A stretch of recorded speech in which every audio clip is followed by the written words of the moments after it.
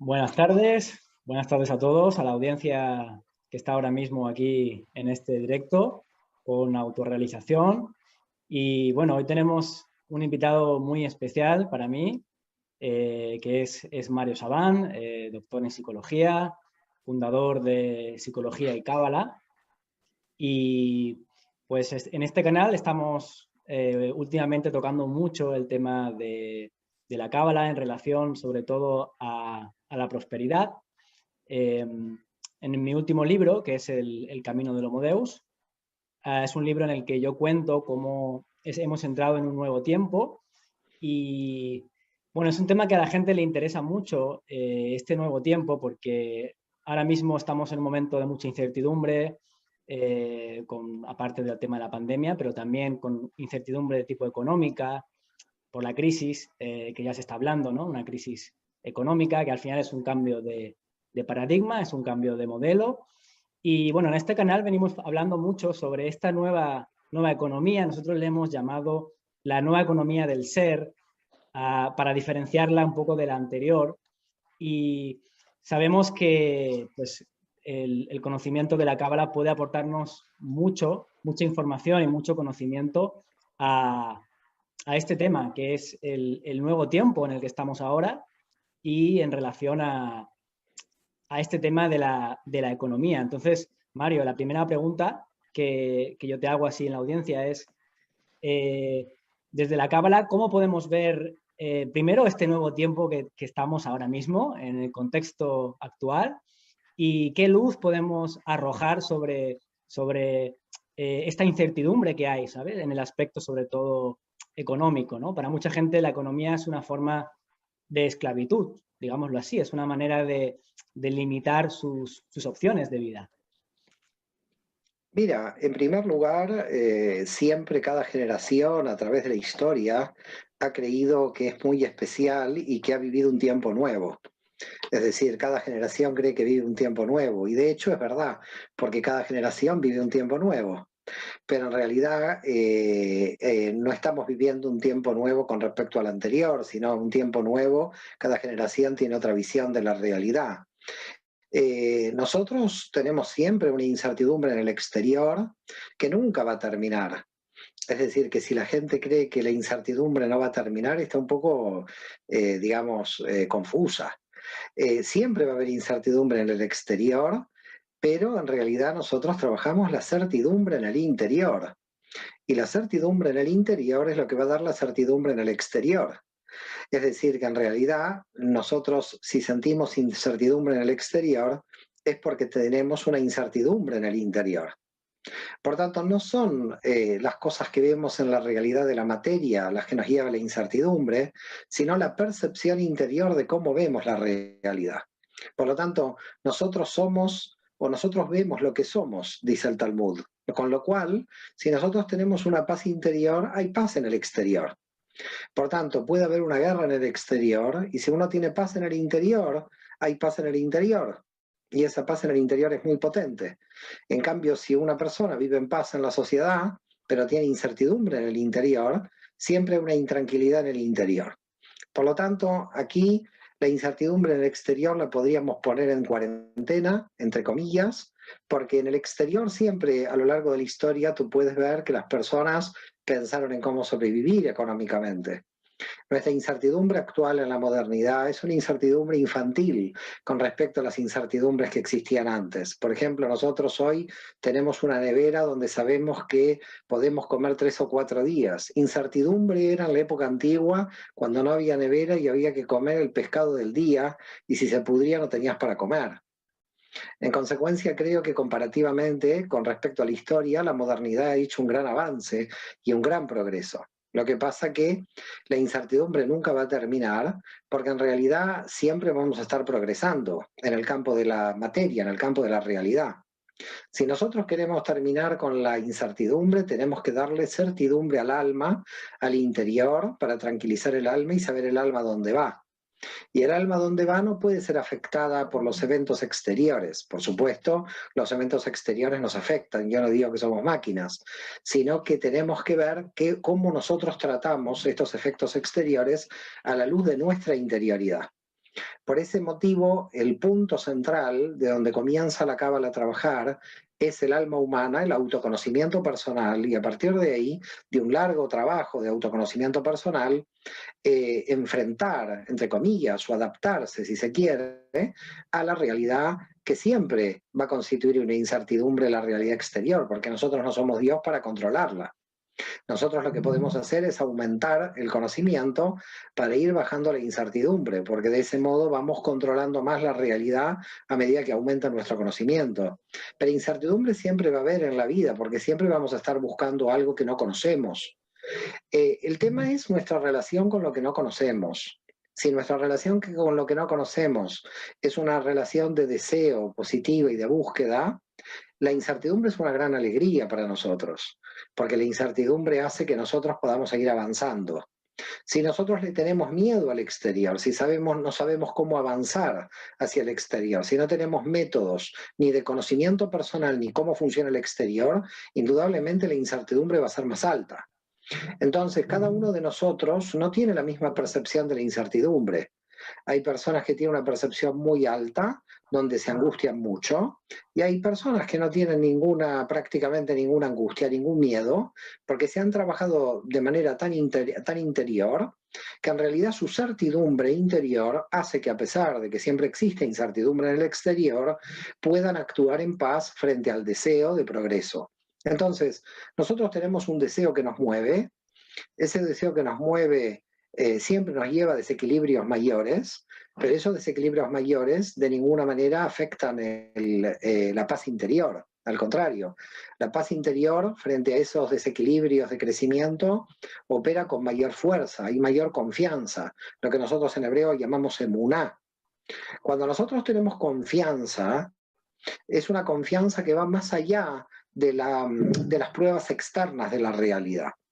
Es decir, nuestra confianza es en la energía interior que podemos desplegar en el exterior. Confiamos en que hemos sido creados a imagen y semejanza divina para poder desplegar una energía dentro del marco de la realidad de la materia. Entonces, cuando uno confía con toda su potencia, con la energía que tiene el alma, la incertidumbre exterior, aunque se mantenga, baja su categoría negativa. Al contrario, yo te diría que, por el contrario, la incertidumbre pasa a ser una gran cosa. Es decir, la incertidumbre se transforma en un redescubrimiento, un descubrimiento de una realidad secreta que nosotros no conocemos. En consecuencia, no hay que tenerle miedo a la incertidumbre está muy bien, todo lo que ha sido creado en el universo está muy bien, solamente que nosotros tenemos que entender qué función tiene cada una de las cuestiones que funcionan en el universo. Entonces, si uno entiende por qué existe la incertidumbre, va a tener la confianza de que la incertidumbre tiene un sentido. Y si la incertidumbre tiene un sentido, la incertidumbre es muy certera, es muy certidumbre. Entonces la incertidumbre desaparece. ¿Por qué desaparece la incertidumbre? Porque nosotros conocemos el sentido de la incertidumbre. Es algo interno. Sí, claro que sí, Mario. Y bueno, además, nosotros cuando hablamos de esta antigua economía, ¿no? Sobre todo yo me refiero a cómo hemos sido programados, ¿no? Cómo el ser humano dentro de la sociedad ha sido muy programado justamente para creer que hay o sea, que los recursos materiales, los recursos de los que dispone son escasos y tiene que competir con el prójimo para luchar, para sobrevivir, ¿no? Esta idea que viene del darwinismo social, ¿no?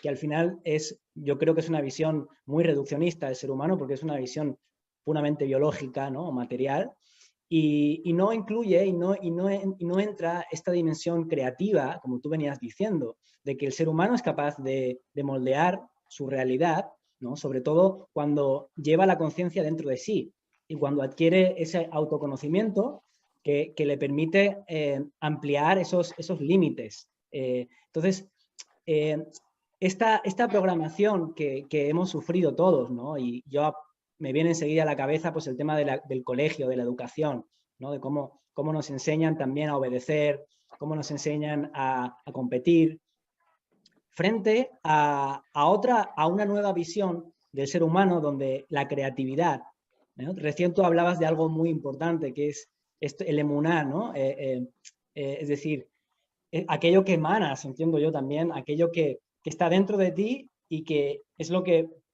hace que puedas salir afuera y modificar. Entonces, ¿qué herramientas, por ejemplo, nos provee la Cábala en este aspecto de cómo podemos modificar o moldear la realidad a partir de nuestro autoconocimiento? Mira, desde el punto de vista de la Cábala entiende de que cada alma, como decimos en hebreo, cada neyamá, tiene una naturaleza propia y que le es propia, es decir, lo que Isaac Luria llamaba la búsqueda de la letra que le corresponde a cada alma en la Torá. Básicamente lo que estaba hablando Isaac Luria es que cada una de nuestras almas ve algo que otra no ve. Lo que tú ves de la realidad yo no lo puedo ver y lo que yo veo tú no lo puedes ver. Entonces, ¿qué tenemos que hacer? Yo comunicarte lo que veo, porque es algo que tú no ves, y viceversa, que tú me comuniques lo que ves. Lo que está pasando en realidad en las redes se ve claramente y a nivel general es algo dramático. Dramático, yo lo veo en dos aspectos. Lo veo en las tesis doctorales de la universidad y lo veo en las redes sociales. Y esto que veo, tanto en las tesis doctorales de la universidad como en las redes sociales, es el copiar y pegar. La gente dejó de pensar por sí misma y lo que hace, por ejemplo, hay una tesis doctoral, la puedes hacer sin pensar en ninguna conclusión, sacando información de internet y copiando filósofos o copiando gente anterior y prácticamente tesis totalmente sin la participación del sujeto. No hay originalidad ninguna porque son todas, y si tú vas a las tesis presentadas en Europa en la década del 20 o en la década del 30, esos pensadores pensaban por sí mismos, porque lo que tenía que tener una tesis es originalidad. ¿Qué vemos hoy en las tesis? Copiar y pegar. ¿Qué vemos en las redes sociales? La cantidad de copias, cómo la gente se copia unos a otros, no hay ideas originales. ¿Esto qué quiere decir? Que la gente no piensa por sí misma. Y cuando la gente no piensa por sí misma, desde el punto de vista espiritual, está generando un daño muy grande a su propia alma. Porque el alma que tiene una luz propia en el nivel de Neshama no está exteriorizando lo que vino a ser, la luz que vino a dar. En términos filosóficos podríamos decir su interpretación subjetiva de la realidad, que en términos de la Kabbalah es lo que tu Neshama vino a dar a este mundo, lo que la luz de tu Neshama vino a dar. Tu Neshama no vino a saber de memoria un texto y decir como loro algo que ya alguien leyéndolo lo puede saber. La Neyamá vino para algo más. La Neyamá vino para el exégesis, para la interpretación de la realidad. No solamente somos un banco de datos de información, eso lo puede hacer una máquina. Nosotros no solamente leemos un libro para repetirlo, nosotros lo que tenemos que hacer es ir al fondo de la letra, a lo profundo. Nosotros en Cábala le llamamos el sod de la Torá, la profundidad del texto, qué pensamos acerca del texto, qué conclusiones nosotros hacemos, es decir, cada uno de nosotros, desde el punto de vista de Cábala, tiene que ser un intérprete, un exégeta de la realidad para extraer la luz propia que de alguna manera Dios le insufló en su alma, de manera subjetiva. No podemos ser un copiar y pegar, porque si no, si somos un copiar y pegar, estamos no dejando a nuestra alma desarrollarse en su interpretación. En consecuencia, lamentablemente lo que está sucediendo ahora es que hay una pérdida tan grande de originalidad, donde se repiten y se repiten, y cuando surge una idea nueva, rápidamente la gente la toma y la repite, pero no hay de alguna forma un exégesis de esa nueva idea que ha surgido. Queda claro que cuando yo estoy estudiando Isaac Luria y extraigo una idea, por ejemplo, Isaac Luria, la estoy llevando a mi subjetividad y la interpreto desde mi interpretación, pero no tomo literalmente ese pensamiento, sino lo paso a través de mi alma y a ver que mi alma qué dice, qué resuena. Es decir, cuál es el aporte de mi alma como luz al mundo, porque de alguna manera mi alma vino con ese objetivo. La pregunta es, ¿cuál es el objetivo por el cual las almas vinieron a este mundo? Cuando esas almas se clonan, cuando esas almas se domestican por la sociedad, o esas almas hacen copiar y pegar, o esas almas reiteran algo que no les pertenece, están bloqueando la luz que traen. Y esto es muy grave. Y no pueden hacer ticum. No pueden hacer ticum porque en realidad están imitando el camino del otro, no están creando su camino. Con lo cual, lo más importante que debemos destacar desde el punto de vista de la Cábala, es que la Cábala le da un poder de teurgia total al alma, le reivindica al alma como una exégesis divina en sí misma. Cada uno de nosotros tiene una relación con la divinidad directa, con el universo directo, y por lo tanto tenemos una interpretación directa.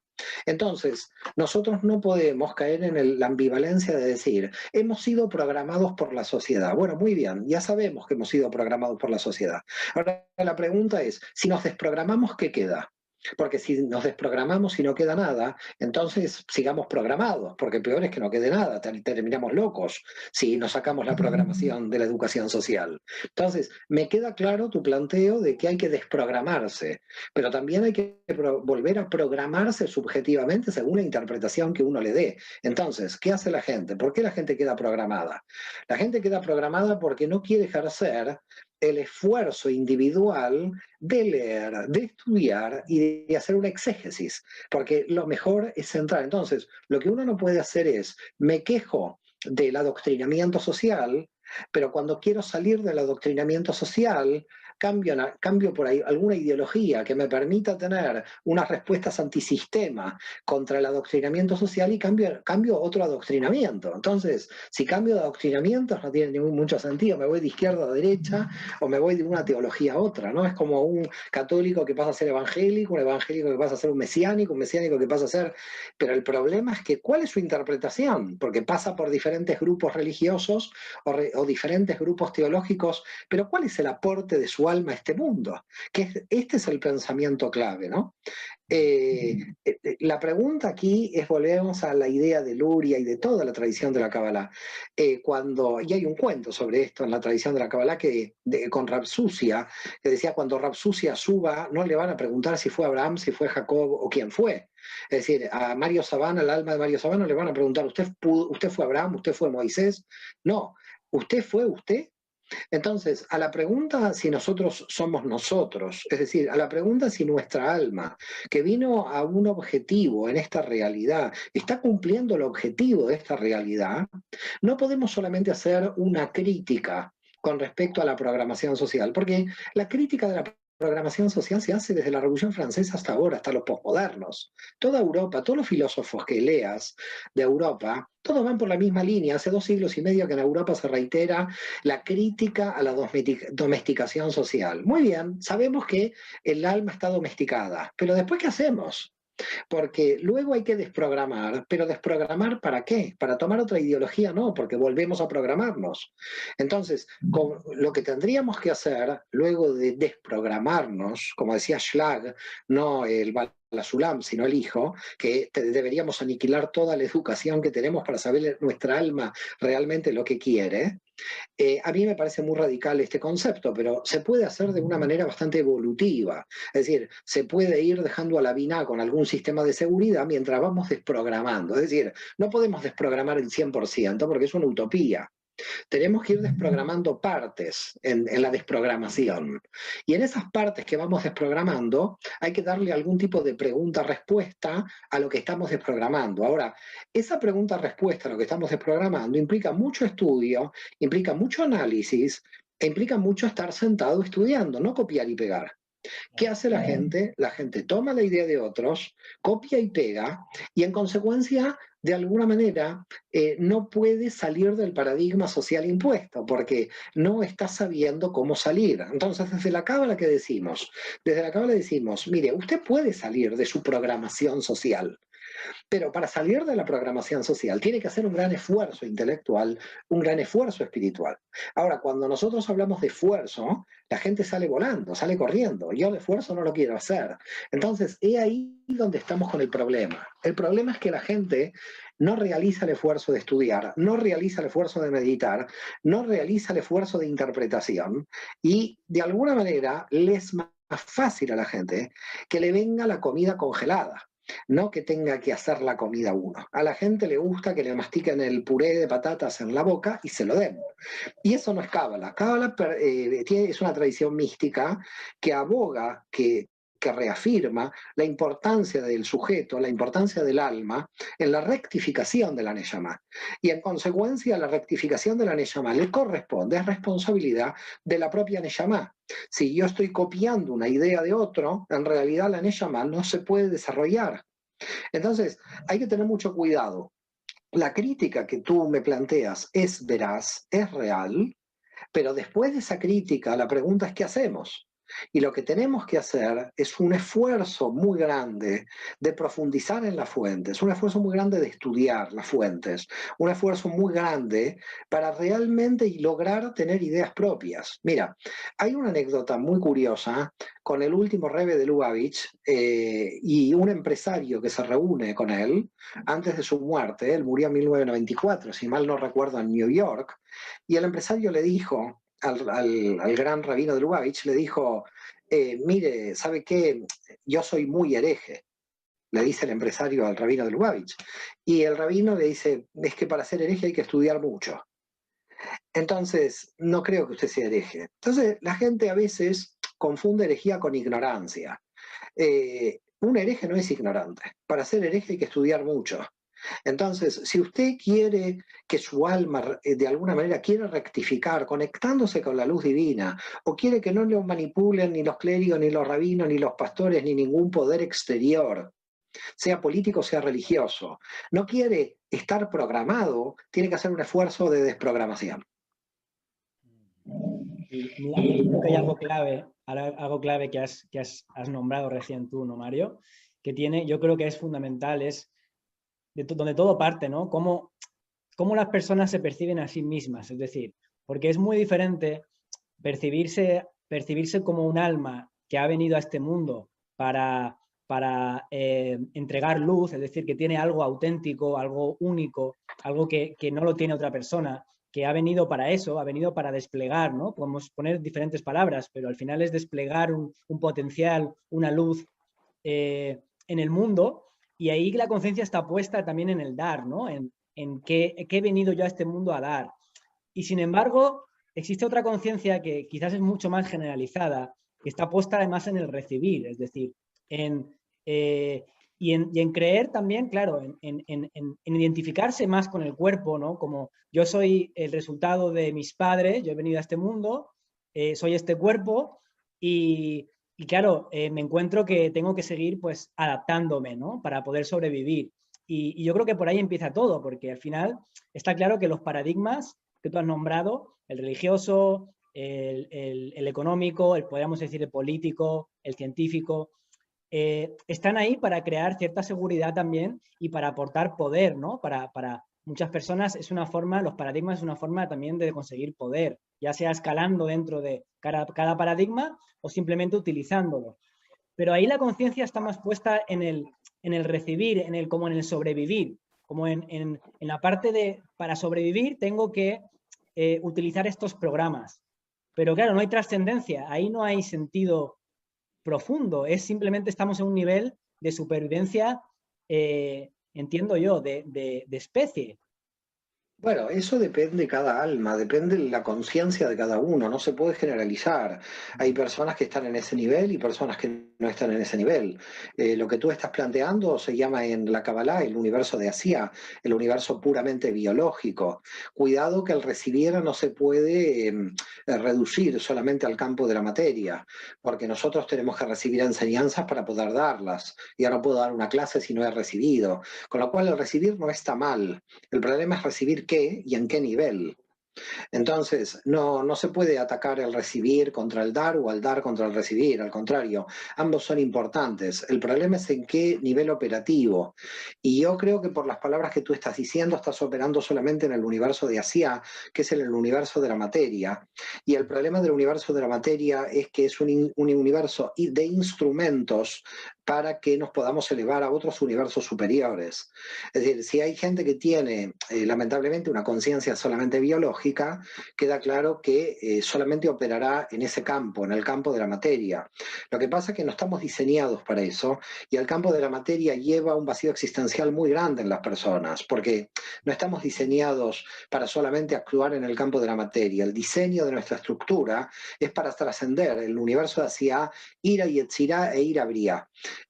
Aquellos que solamente entiendan que somos un sujeto biológico totalmente manipulado por las leyes de la materia, como los materialistas del siglo XX, sean capitalistas o marxistas, que solamente entendían que el materialismo era la base de la realidad, fallan porque hay estructuras profundas, como lo demostró luego la psicología, que nos llevan al universo de Yetzirah, ¿no? al universo de las emociones, o a toda una dinámica que va más allá de la materia del universo de Asia. Pero la Cábala demuestra que hay universos todavía más elevados, cosmogónicamente hablando, que tenemos que descentralizar el yo psicológico para elevarnos aún más a la Neshama cosmogónica. Es decir, tenemos que seguir subiendo. La conciencia puede seguir subiendo a niveles más allá del cuerpo, más allá del sujeto. Entonces, cuando tú planteas de que una persona, o que muchas, o que culturalmente el paradigma es materialista, yo te diría que ese paradigma ya se está cayendo. No se puede sostener. No se puede sostener porque el sujeto mismo que lo quiere sostener se encuentra rápidamente con el vacío existencial a nivel emocional. Entonces, una persona puede tener un auto, puede tener dos, puede tener tres, pero llega un momento que esa no puede ser el sentido de su vida. Entonces, la materia tiene como deseo finito dentro de la realidad un límite. Es decir, hay un límite que no lo decimos desde la Kabbalah simplemente. Hay estudios de varias universidades americanas, cuando a una persona le pones no sé cuántos millones de dólares luego, la curva de felicidad va bajando. Es decir, no sube. Es curioso lo que sucede con el ser humano. Tú le pones más materia y la curva de felicidad empieza a bajar. Es decir, no sigue subiendo. La gente puede creer que puede tener más dinero y la curva de felicidad puede seguir subiendo. Y es mentira. Hay un punto que por más que tú le agregues dinero a una persona, puede, al contrario, en vez de subir la curva, baja. Así que si los economistas ya se dieron cuenta de que la propia materia tiene una curva de felicidad, que cae la curva de felicidad contra la cantidad de materia, los cabalistas hace siglos que dicen exactamente, que dicen esto, y en esa línea, por supuesto, como cabalista Jesús de Nazaret, ¿no? Y Yeshua. Es decir, toda la tradición de la Kabbalah, toda la tradición judía, queda claro de que está de acuerdo en que la materia tiene un límite. Y eso no implica que la materia no sea importante, porque la materia es importante, como tú mismo decías, para sobrevivir. Pero hay una frase muy famosa en la tradición judía que dice: sin harina no hay Torá, pero sin Torá no hay harina. Es decir, sin harina no hay Torá, sin la economía no puedes estudiar bien, porque ¿de qué me voy a mantener? Es decir, ¿cómo voy a estudiar si tengo miedo a cómo me voy a sostener económicamente? Pero si solamente yo pienso sostenerme económicamente, ¿para qué he vivido? Porque yo he venido aquí no solamente para la preocupación dentro de la materia, sino para elevar mi nivel de conciencia. Entonces, no puedo elevar mi nivel de conciencia si no tengo materia, pero si solo tengo materia, tampoco elevo mi nivel de conciencia. Por lo tanto, llegamos a un punto que lo denominaríamos la distribución del tiempo. Por ese motivo, el tiempo es muy importante como un factor en lo que debemos desde la Biná, desde la mente racional, organizar lo mejor posible. ¿Por qué motivo? Porque la organización que nosotros tenemos del tiempo tiene relación con la distribución de energías que el alma sitúa en algún punto de la realidad, en qué dimensión estoy operando con la energía que estoy operando. Por lo tanto, yo te diría que ese paradigma del que tú me hablas, del materialismo, de la supervivencia biológica clásica, ya se sabe hace por lo menos 20 o 30 años que ha sido superado. Es decir, que el ser humano no logra a partir de ahí tener una respuesta profunda de por qué vino a este mundo. Claro. Y bueno, recién comentabas algo también que me parece muy importante, porque has hablado del tiempo, que yo creo que quizás también es una de las grandes limitaciones, por lo menos lo que yo percibo a mi alrededor, ¿no? Ya mi experiencia personal. Es decir, está claro que, y tú lo comentabas recién, ¿no? Que en la sociedad actual, sobre todo en los países desarrollados, en España, por ejemplo, que estamos ahora mismo, pues tenemos todas las necesidades materiales cubiertas. Es decir, tenemos suficiente como para desarrollarnos. Pero el tema ya no es efectivamente la supervivencia, sino la forma en la que, claro, las personas, si tienen que ocupar su tiempo todo su tiempo y su energía en estar trabajando en algo justamente donde no están encontrando su autenticidad, su aporte, ¿no? Su originalidad, sino que más bien están trabajando para conseguir justamente ese dinero, ese sueldo, pues nos encontramos con un problema de tiempo, de cómo el tiempo se va limitando y ya no solamente el tiempo que se pasa trabajando, sino que además luego llegas a casa cansado y ponte a leer, ¿no? Ponte a reflexionar sobre las cosas elevadas. Es decir, que hay una limitación también que tiene que ver con el tiempo, con que la gente, por así decirlo, no es poseedora de su tiempo. No, Bueno, aquí básicamente podemos analizar dos situaciones. La gente que tiene mucho ocio y que se aburre, y la gente que está agotada por un trabajo que no está relacionado con el sentido de su vida. Entonces hay mucha gente que está en el ocio y quiere trabajar, y en el ocio se aburre, por lo tanto no quiere aburrirse más, lo cual es lógico, y entonces va a un trabajo, pero un trabajo que tampoco le satisface, y por lo tanto un trabajo que lo lleva al agotamiento. Entonces, claro, si el ser humano va de un agotamiento al aburrimiento, te darás cuenta que es una desesperación, porque ni el ocio da la respuesta, ni el trabajo da la respuesta.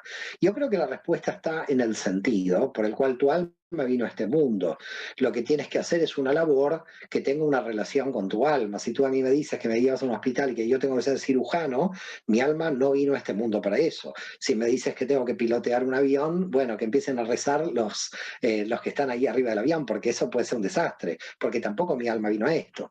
Entonces, si la persona no sabe por qué su alma vino a este mundo, ni el ocio ni el trabajo en realidad son excitantes, porque el ocio y el trabajo se vuelven desesperantes. La vida se vuelve desesperante si no hay sentido. Entonces, no lo puedes analizar desde el trabajo en relación al agotamiento o desde el ocio con el aburrimiento. No es la dualidad ocio-trabajo el problema. La dualidad es el sentido de tu vida. Si tú tienes sentido de tu vida, el ocio es excitante. Si tienes sentido de tu vida, el trabajo es excitante. Pero si no tienes sentido de tu vida, el ocio te lleva al aburrimiento y el trabajo al agotamiento. Por lo tanto, no es el ocio versus el trabajo, es el sentido de la vida que opera por arriba del ocio y el trabajo que hace que una persona viva feliz en el momento de ocio y en el momento de trabajo. Ahora, el trabajo tiene que exteriorizar indudablemente el sentido por el cual el alma vino a este mundo. Y queda claro que mucha gente, lamentablemente, como tú muy bien dices, de repente puede estar en trabajos para mantener a su familia que realmente no le apetecen. ¿Qué tendría que hacer? Con el tiempo tendría que luchar para cumplir su sueño, para que la pasión por la cual vino a esta realidad pueda desarrollarla. Es decir, no en todos los casos se podrá, pero hay que hacer un esfuerzo. Entonces, si tú haces un esfuerzo, y el esfuerzo puede ser que después de las 8 horas, si tú tienes una pasión después de esas 8 horas de trabajo y tu pasión tiene que ver con la lectura o tu pasión tiene que ver con los mundos superiores, te puedo asegurar que vas a leer y vas a subir a los mundos superiores. Es decir, que vas a hacer, porque si realmente tú necesitas ese tiempo como algo importante, porque tú lo valoras y lo consideras importante, a pesar del agotamiento que te pueda generar tu trabajo, tú vas a buscar el tiempo disponible para sacar este tiempo. Es decir, cuando uno de alguna manera entiende cuál es el valor de lo que tiene que trabajar, que el valor, imagínate, si a mí el valor de un dolor de muela me lleva a suspender todo y mañana ir al odontólogo, y cuando llamo al odontólogo le digo, por favor, atiéndame, ¿cómo puede ser que si me llama otro le digo, no, tengo la agenda ocupada, pero si me duele la muela voy volando? Entonces, ¿cómo es posible que suceda de que agendas que son inmutables puedan cambiar cuando hay un dolor de muela? Entonces, si nosotros al sentido de nuestra vida lo utilizaríamos como el dolor de muela, si nosotros al sentido de la vida le daríamos el valor, porque el valor es la vida entera, no es una muela, es la vida entera lo que se juega ahí. Si realmente estaríamos totalmente trabajando en el tiempo disponible para cumplir nuestro sentido de la vida. Entonces, si por un dolor de muela cambiamos nuestra agenda, ¿cómo más por el sentido de la vida? Entonces la pregunta es, ¿por qué la gente posterga el sentido de su vida? Porque el sistema de seguridad donde la mente vive crea un sistema de excusas tal que hace que la persona busque una zona de seguridad que lo único que la puede sacar es un dolor de muela a esa zona de seguridad. Pero que en realidad lo que tiene que hacer la persona es provocar de alguna manera ese cambio de su zona de seguridad, que es muy difícil provocarla. Es muy difícil provocarla porque hay que tener un entrenamiento para provocar salir de la zona de seguridad, porque la zona de seguridad hace que la mente se relaje. El problema de la zona de seguridad no es solamente que la mente se relaje, sino que el alma no cumple con sus objetivos y se va frustrando. Entonces tú tienes una mente segura y un alma frustrada. Bueno, esto que acabas de relatar es algo que yo me he encontrado a nivel profesional mucho, ¿no? Porque yo acompaño desde hace tiempo a personas que quieren hacer cambios a nivel laboral en sus vidas, ¿no? Empezar proyectos, también emprendedores. He acompañado mucho a emprendedores que quieren empezar a generar su proyecto. Y uno de los obstáculos más grandes siempre que nos encontramos es esta zona de confort que tú le llamabas, ¿no? La zona de seguridad, donde la mente, todo es conocido, todo es, hay una serie de hábitos, ¿no? Muy instalados. Y claro, hay que entrar en lo desconocido para poder empezar a hacer algo que no has hecho en el pasado. Es obvio, ¿no? Y claro, ahí, en ese trabajo yo me doy cuenta muchas veces que lo que a mucha gente le lleva a esas situaciones muchas veces es el dolor directamente o las crisis. Las crisis tienen un poder tremendo porque es como el dolor de muelas que tú decías, ¿no? Como que cuando no es algo que no se percibe, tiene que aumentar cada vez más de intensidad.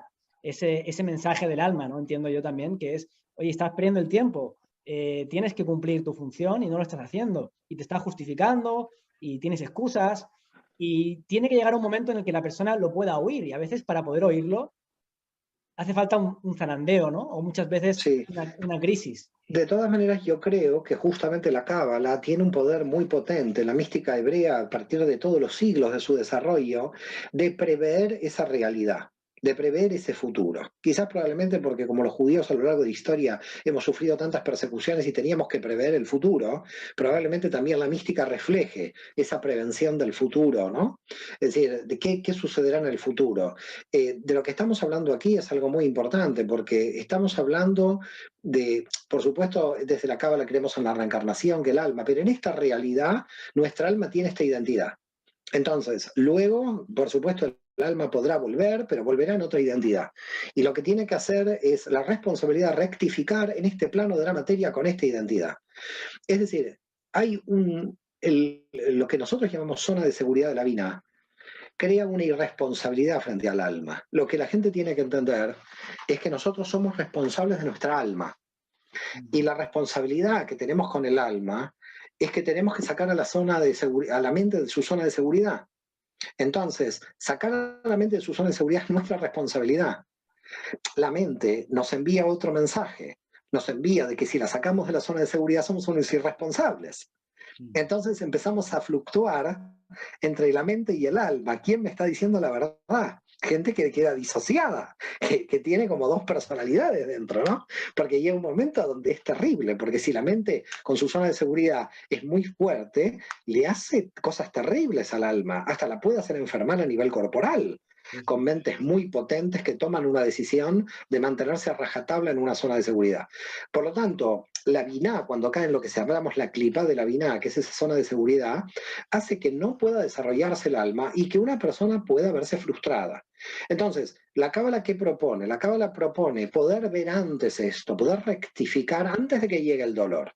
Es decir, vamos al odontólogo antes de que me duela la muela para que me revise. Es decir, yo a la cábala la llamaría una espiritualidad preventiva, en el sentido de que estudiemos cómo salir de la zona de seguridad cuando no hay crisis y cuando todo está bien. Es decir, no cuando ya hay una crisis, porque cuando hay una crisis salen todos. Entonces, bueno, si alguien de la Bolsa de Valores nos está escuchando, esta gente sabe, ¿no? Sale cuando la cosa está tranquila, no cuando las acciones caen. Bueno, en la espiritualidad pasa algo parecido. En la espiritualidad pasa, bueno, mejor cambiar cuando todo está tranquilo. Yo muchas veces digo, cuando uno está tranquilo, tiene que trabajar mucho, estudiar mucho, meditar mucho, porque no tiene que hacer todo eso cuando llegó la crisis. Porque el problema es que cuando llegó la crisis, no tiene herramientas y después las busca a partir de la crisis. Nosotros lo que tenemos que hacer es recibir a la crisis con bombos y platillos preparados para la crisis. Entonces, ¿la cábala qué hace? La cábala te da herramientas para que con la meditación, con el estudio y con la comprensión intelectual, cuando llegue la crisis, bueno, la pases, porque en realidad no te afecta, porque en realidad tienes las herramientas para poder afrontarla. El problema de una crisis es cuando te encuentras desnudo frente a la crisis, sin haber meditado sobre tu vida, sin entender cuál es el sentido de tu vida, sin haber estudiado el universo y sus complejidades con respecto al alma, y entonces, claro, cuando viene una crisis es como algo terminal, que no tienes para dónde huir, ¿qué voy a hacer? No está mal reaccionar frente a una crisis, pero en realidad lo que hay que hacer es realizar un estudio preventivo. Es decir, hay que, cuando uno está tranquilo, cuando uno está en paz, yo se lo digo a los jóvenes, ¿no? A los jóvenes que tienen 15, 16, 18 años, le digo, mira, estás cubierto en tus necesidades por tus padres, estás en tu casa, desarrolla todo lo que puedas ahí, porque el día de mañana te vas a tener que mantener, el día de mañana quizás vas a formar una familia, y el día de mañana vas a tener unas obligaciones que ese tiempo que estás teniendo ahora, te lo vas a recordar como qué lástima que no lo he aprovechado. En consecuencia, lamentablemente los seres humanos no aprovechamos cuando tenemos tiempo, a pesar de que cuando nos falta tiempo nos quejamos de que nos falta. La pandemia fue un claro caso.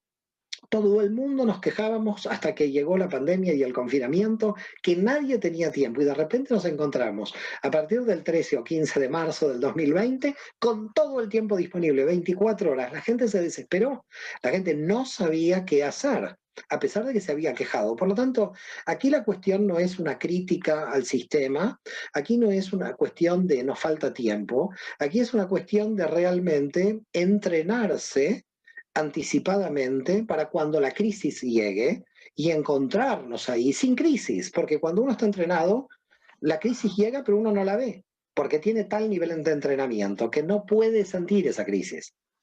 Y esto yo lo veo como una clave, ¿eh? El entrenamiento, la disciplina, ¿no? Que al final, porque también hay un tema aquí, ¿no? Que yo tengo mucha gente también ¿no? que me sigue y bueno, también amigos y es un tema que es como que la espiritualidad la espiritualidad que atrae a mucha gente, a muchos jóvenes sobre todo, es una espiritualidad que se ha vendido mucho como de falta de disciplina, y estoy pensando sobre todo en una espiritualidad más bien del fluir, muchas veces quizás en contraposición con la disciplina que uno a lo mejor ha vivido dentro de lo que es la sociedad, ¿no? Como del estudio, el deporte. Entonces, a mí me viene a la mente mucho el New Age, ¿no? La New Age, como algo que realmente tiene más que ver con disfrutar que con esforzarse, ¿no? A nivel espiritual. Es que Y yo creo que lo que tú planteas es una dualidad que no debería existir. Y yo creo que el esfuerzo tiene que ser simultáneo al disfrute. Creo que justamente el problema del planteo tuyo es cómo nos han dividido en esta división que tú has mencionado entre el esfuerzo y el disfrute. Creo que los que disfrutan es porque no disfrutan el esfuerzo, y creo que los que se esfuerzan también no lo disfrutan porque creen que el esfuerzo carece de disfrute. Es decir, lamentablemente en Occidente tenemos que los que se esfuerzan se exigen sin placer, y los que quieren placer disfrutan sin realizar esfuerzo. Este problema la Cábala lo soluciona en el nivel Aleph de conciencia, cuando nosotros entendemos el esfuerzo como placentero simultáneamente. No hay un disfrute sin trabajo y no hay un trabajo sin disfrute. Esta división es típicamente occidental, y Oriente la vino justamente de alguna manera, justamente a catapultar, a dualizarla más, si se quiere. Porque en Occidente el que trabajaba era el que no disfrutaba. Fíjate la Edad Media, ¿no? La aristocracia en Europa era la que no trabajaba, el que trabajaba era el siervo. El siervo era el que no disfrutaba porque había nacido siervo, y el noble era el que disfrutaba de no hacer nada. Por lo tanto, la nobleza europea, como no hacía nada, cazaba o hacía la guerra contra otros señores feudales. Nosotros tenemos una concepción medieval totalmente insana, totalmente insalubre, pero eso no pertenece a la tradición judía. Esas fueron las condiciones socioeconómicas de la Europa cristiana de la Edad Media, donde los nobles no trabajaban, solamente iban a la guerra o cazaban, y los siervos trabajaban sin disfrutar. En el mundo judío eso no existe ni en la cábala tampoco. En el mundo judío el trabajo se disfruta y cuando la gente dice por qué los judíos trabajan tanto, es porque en realidad disfrutamos como locos. A mí cuando alguien me pregunta por qué yo trabajo tanto, cuánto esfuerzo algo, yo digo yo nunca trabajo, yo estoy todo el día jugando, yo estoy disfrutando todo el día. Es decir, disfruto cuando leo, disfruto cuando doy clases, disfruto todo. Entonces cuando termino la noche digo, ¿cuándo trabajé? Porque yo disfruté en todo momento. Si tú unes tu trabajo con el disfrute, tu trabajo no está en la categoría del esfuerzo de autoexigencia. Si entra en la categoría de autoexigencia, el desgaste de energía que te va a suponer va a ser de tal magnitud que va a terminar con el disfrute. Y en consecuencia, como no vas a relacionar el esfuerzo con el disfrute, vas a querer un placer sensual al disfrute, porque vas a ir a tratar de disfrutar deseos finitos en el campo de la materia que tampoco te hacen disfrutar mucho, porque al final te tomas 4 copas de alcohol y quedas tirado ahí. Entonces tampoco puedes disfrutar demasiado. Entonces, ni puedes comer demasiado, ni puedes beber demasiado, ni puedes tener relaciones sexuales demasiado, ni puedes tener todos los disfrutes sensitivos de los placeres corporales o de los placeres materiales tienen un límite. Entonces, como lo que no está limitado es nuestra meditación, nuestro estudio, nuestro trabajo de comunicación con la divinidad, uno tiene que entender que nosotros hacemos lo que se llama labor sagrada, abodá. Y labor sagrada quiere decir que todo lo que yo estoy haciendo al mismo tiempo tiene un disfrute, tiene un placer. Y por lo tanto, eso hay que terminar con este dualismo del que no trabaja está disfrutando. Porque el que no trabaja se aburre, no disfruta nada, y que el que trabaja no está disfrutando, también hay que terminarlo.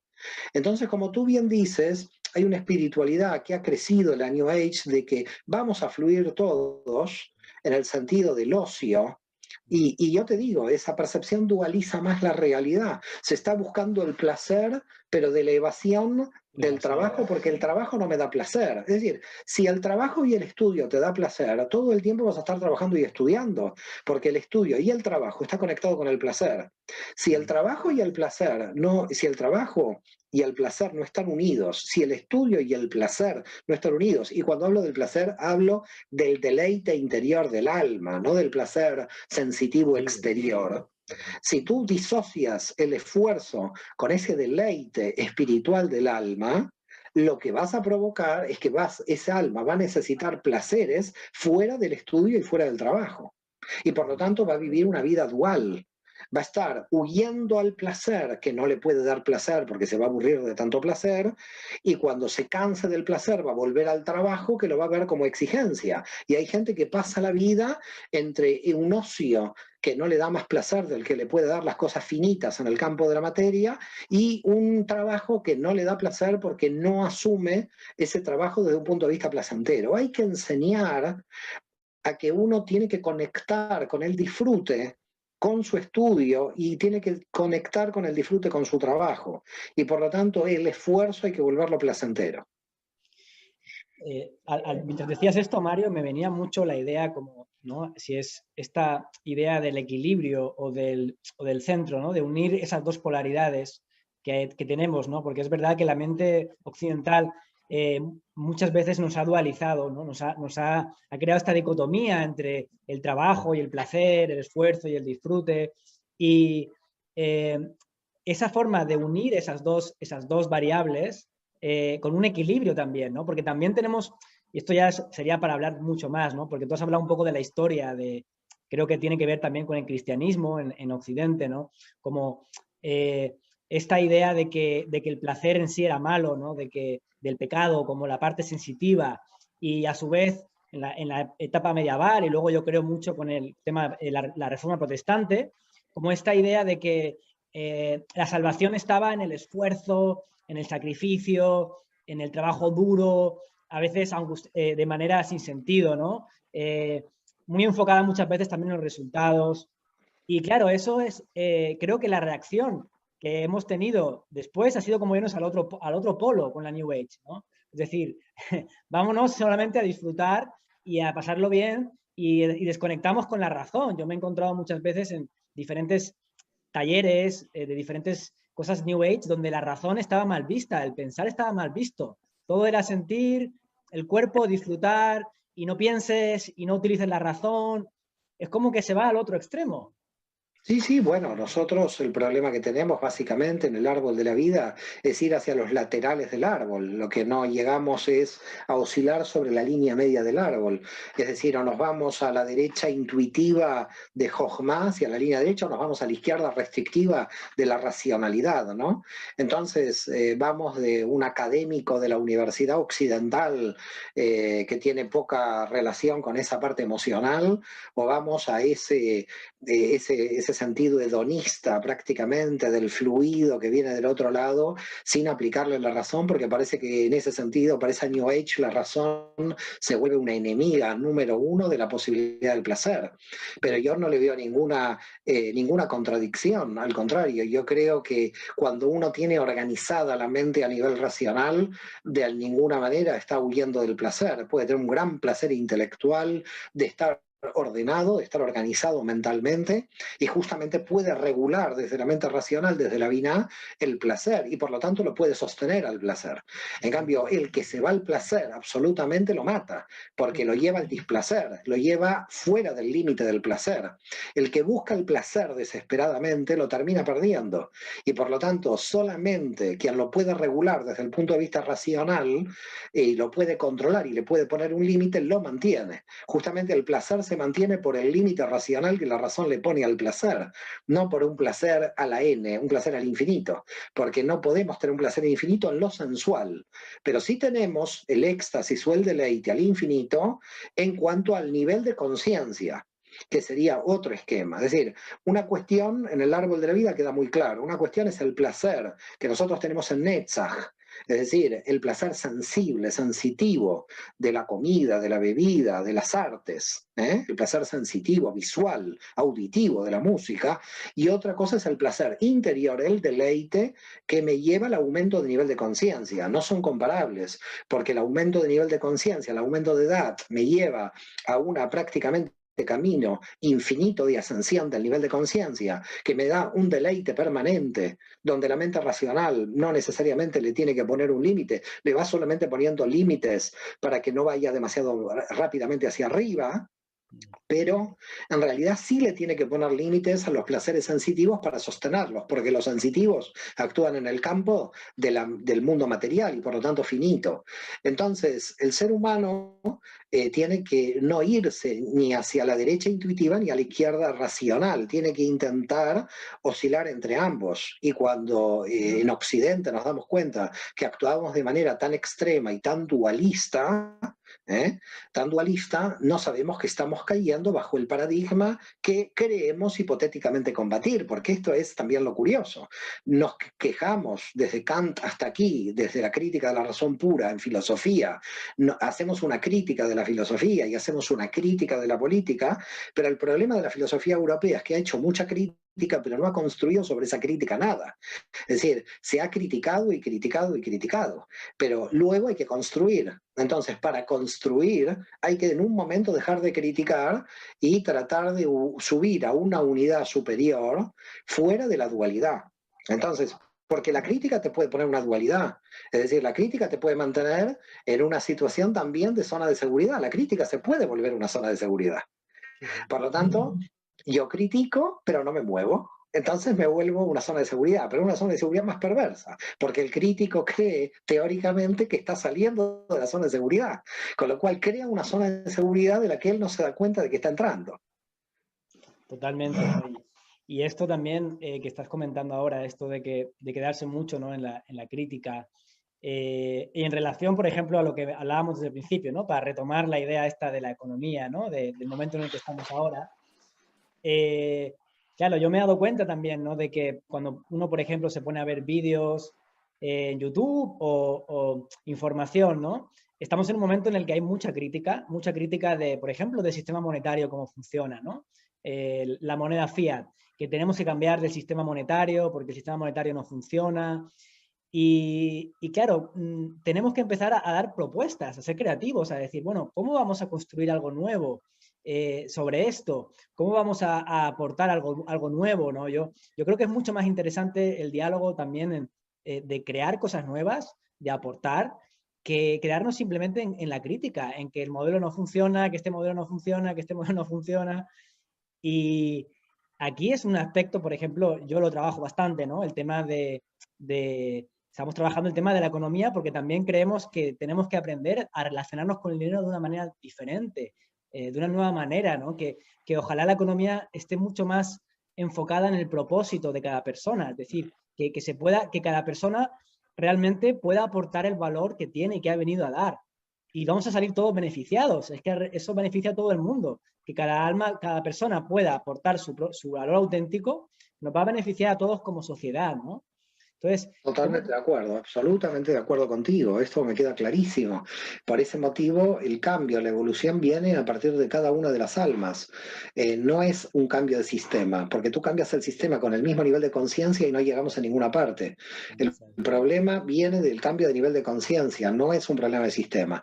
Tú cambias de sistema, tú una persona con un nivel de conciencia X, la cambias de religión y se va a esa religión con ese mismo nivel de conciencia. Por lo tanto, aunque la cambias de religión 10 veces, el nivel de conciencia no cambia, es lo mismo. Entonces, lo que hay que tratar de entender es que tenemos que tener metodologías por la cual la persona cambie el nivel de conciencia y no se quede en esa posición crítica donde, te vuelvo a reiterar, se puede volver una zona de seguridad. A mi modo de ver, hay una gran diferencia entre la época de la Ilustración del siglo XVIII con respecto a nosotros en el siglo XXI, donde en el siglo XVIII había pensadores que podemos estar o no de acuerdo. Yo creo que son los fundadores de la democracia, ¿no? Rousseau, Montesquieu y todos ellos, Voltaire, donde crearon propuestas y una organización, y cuando las monarquías absolutas habían abajo, apareció la república, apareció un sistema que ellos habían delineado mentalmente a través de la Ilustración. Nosotros hoy no tenemos Ilustración. Nosotros tenemos un problema. Nosotros el problema que tenemos es copiar y pegar. No hay ideas. Es decir, tenemos un mundo sin ideas. Y un mundo sin ideas es un mundo muy peligroso, porque es un mundo donde cuando un paradigma se cae, ¿qué paradigma lo va a reemplazar? Porque no hay un paradigma que lo pueda reemplazar, porque no hay pensadores que no han hecho el trabajo de profundidad para cambiar el paradigma. Y yo tengo de todas maneras siempre, probablemente por mi condición de judío, de siempre tener esperanza. ¿No? Como decía Einstein, el pesimismo para un judío es un lujo. Siempre tengo esperanza en que el ser humano, el alma humana, eleve su nivel de conciencia y a partir de la elevación del nivel de conciencia podamos crear un mundo mejor. Pero es verdad que faltan ideas, que falta estructura de ideas, que faltan programas. Para eso se necesita esfuerzo. Y para realmente que el alma despliegue esfuerzo, se necesitan no más excusas. Por lo tanto, yo creo que hemos terminado la época de la crítica y tiene que empezar la época de la construcción. Es decir, ¿qué vamos a construir?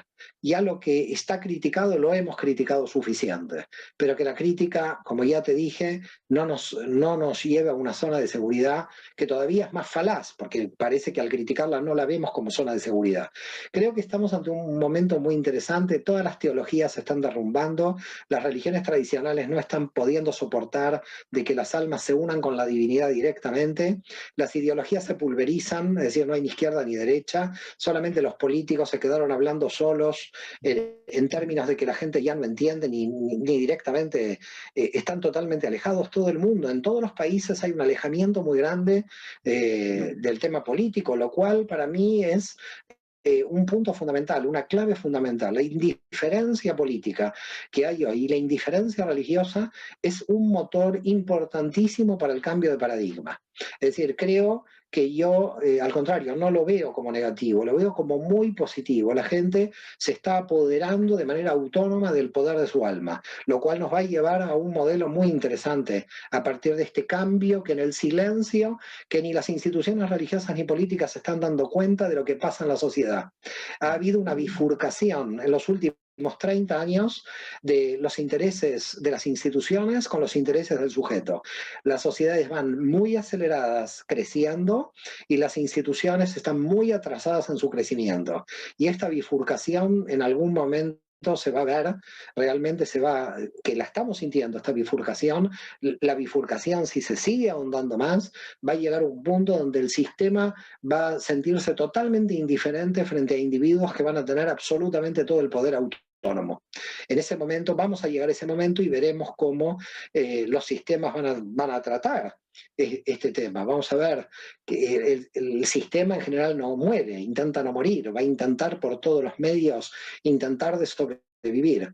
Pero el alma y la libertad del individuo, y ahora que estamos entrando en Pesaj, en la Pascua hebrea, siempre el alma supera las instituciones, siempre el poder del ser humano, aunque sea gaseado, aunque sea martirizado, siempre el alma en su poder interior termina teniendo el poder de Dios, el poder de la comunicación directa con la divinidad, y por lo tanto no hay poder humano que termine con el alma humana. Muy bueno, Mario. Pues en eso confiamos, ¿no? Confiamos en esa esperanza y en poner el foco, como tú dices, como bien dices, en la evolución de la conciencia, en el crecimiento de la conciencia, porque evidentemente sí que es verdad que estos paradigmas están cayendo y están apareciendo cosas muy interesantes, pero también yo, por ejemplo, veo que hay mucha esperanza puesta en la tecnología, ¿eh? Y hablo, por ejemplo, ahora del tema de las criptomonedas, como el cambio de la economía, el cambio del dinero, el cambio...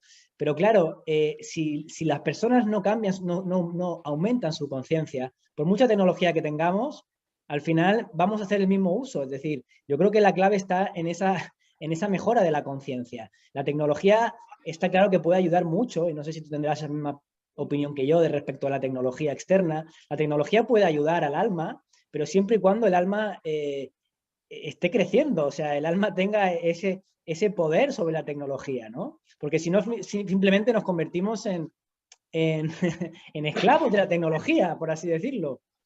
Así es, así es. La verdad, Víctor, un placer muy, muy grande estar aquí contigo. Un gusto enorme. Gracias por tu entrevista, que he disfrutado. Y no puedo creer que ha pasado una hora. Es impresionante. Mario, pues fue un placer tenerte aquí. Ojalá otro momento podamos también compartir. Y bueno, ha sido de mucha luz la que nos has puesto ahora en el canal, en este vídeo, para que la gente pueda entender, pueda conectar con este conocimiento tan, yo diría incluso tan poco conocido, ¿no? Realmente, que ahora cada vez se conoce más, que es la Cábala, y que realmente a mí personalmente me ha seducido por completo. O sea, a todos los niveles, ¿no? Yo soy ahora mismo un apasionado, lo he conocido hace poco y cada vez que leo más, quedo más y más extasiado con el Cuidado, conocimiento. cuidado que puedes equilibrar, así que ponte un límite. Sí. Un Bueno, abrazo Mario, grande, Víctor, y gracias por todo y gracias por la entrevista. muchas gracias a ti, un placer. Al contrario, shalom a todos. Shalom.